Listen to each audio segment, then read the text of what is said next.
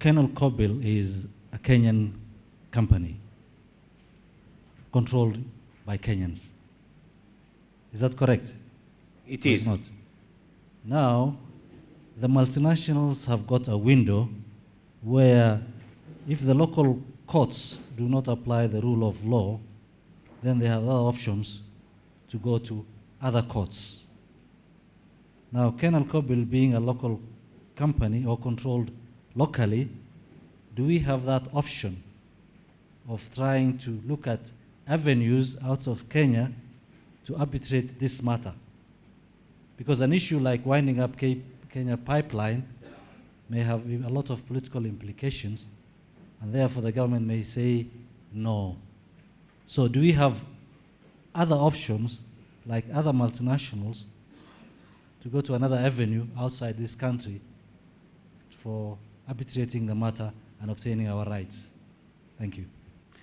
Okay, again, I think that Mr. Oyatsi probably will respond to it, but there is nothing of arbitrating here or arbitration anymore. It is just to enforcement, exactly, and crystallize our rights arising from their word. That's all. It will take time. Now, whether we can approach and look at other avenues in, let's say, outside Kenya, I would ask Mr. Oyatsi to respond. But before he does so, I just want to remind you that in the previous case with KPRL, we did go to a court in London. Okay, please. We cannot go to an outside court unless that was provided for in the agreement. In the case of KPRL, we had a specific clause in the agreement which provided that if there's a dispute, it will go to arbitration in London. In the case of KPC, the clause is very clear that we have to arbitrate locally. I think at the end of the day, we are concerned with the rule of law. And all the steps that we have taken against KPC have been taken in accordance with the law. And there's no institution which is above the law. At the end of the day, the law will prevail. And we, as a corporate entity, following the rules of corporate governance, we have to be patient, but just follow the steps which are prescribed under the law. Now, the page 50, I noticed that the borrowings have gone up tremendously from 4.2 billion to 13.7 billion. That's a lot of increase. Can you shed a light on this? And then, second question is, this formula which the government is using, did you people have input, you people in the oil industry, to come up with a formula? And secondly, people are complaining that the formula is not working. So what do you propose should be done to make it work and serve the country? And secondly, can you shed light on how you're doing business in volatile environments? You know, there's Libya problem, there is Syria problem. So the North Africa, Middle East, where oil comes from, there's political problem. And the oil keep on rising almost on a daily basis. Can you do meaningful business in a situation like that? Or are our investments in peril? Thank you. Let me start by commending you for the good results of 2010, considering all the circumstances that you had to, that you faced during 2010. Then to focus on my questions, I'll start page 43. This is just a query regarding the segmentation. And I wanted to know what constitutes Kenya Inland sales vis-a-vis Kenya Other.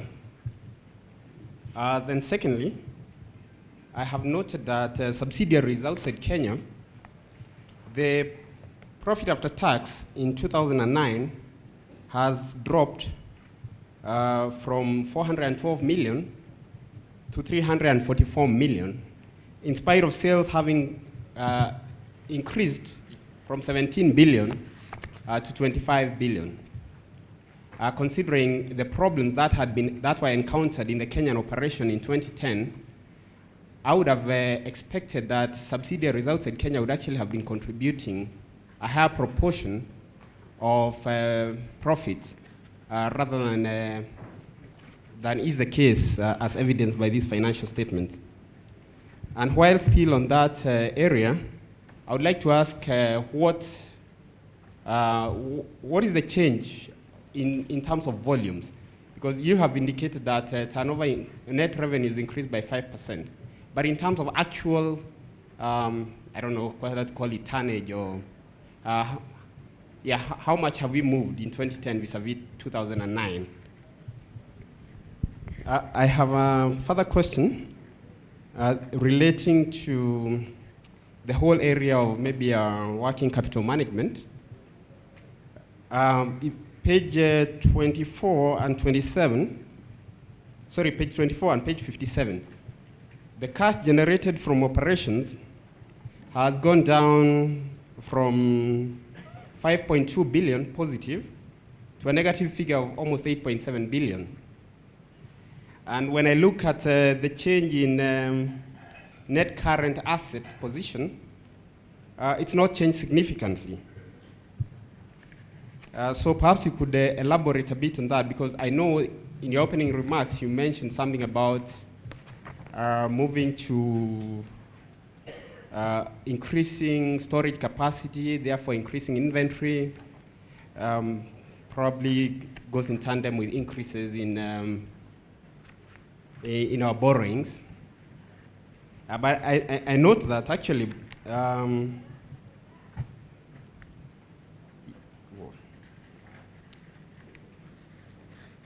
the net current asset position, as I indicated, has not changed that much. Then on page 46. Which one? 46. Yes, this is on forex losses. You indicated, there's been an increase in the net foreign exchange loss, and you indicated that you had a hedging loss. I don't know how much of that is actually a hedging loss, but I'm curious how that happened. I would have thought that we were hedging against the Kenya shilling deteriorating in value, and hence, since the dollar actually appreciated against the Kenya shilling, would have expected a different position. Then on page 50, borrowings in US dollars, as noted elsewhere, it has increased to almost 8.9 billion shillings. And subsequent to the year end, the shilling depreciated further against the US dollar. So perhaps you could actually elaborate a little bit on how it has played out in 2011, given that if the shilling depreciated, I would probably be expecting further losses in Forex. Finally, I don't know whether it's at this point I can ask anything relating to the ESOP, or we'll get to that. We'll get to that. Okay, thank you. Thank you. Okay, I think we took quite a number of questions here from, seems to be a professional accountant. Am I right, Ndungu? Very good.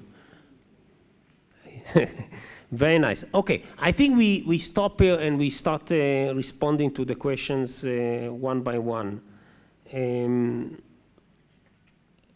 I think the first one was from Mr.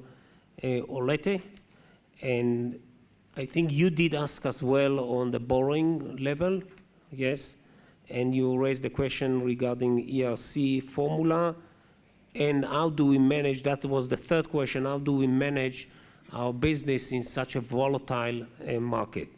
Okay, so I start with the borrowing, and I think Ms. Patlai will respond to that, please. Thank you for the question. It actually also relates to what Mr. Ndungu asked about the borrowings and the effect on the operating cash flow.